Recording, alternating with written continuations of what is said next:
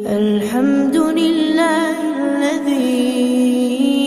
أنزل على عبده الكتاب ولم يجعل له عوجا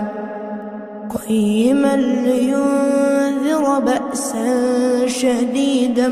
من لدنه ويبشر المؤمنين الذين يعملون الصالحات أن لهم أجرا حسنا ماكثين فيه أبدا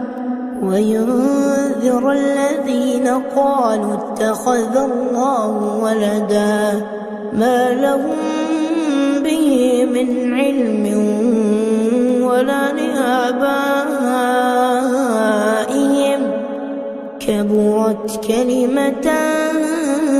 تخرج من أفواههم إن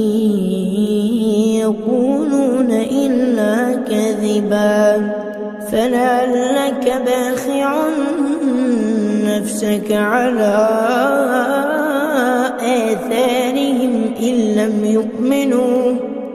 لم يؤمنوا بهذا الحديث أسفا إنا جعلنا ما على الأرض زينة لها لنبلوهم أيهم أحسن عملا وإنا لجاعلون ما عليها صعيدا جرزا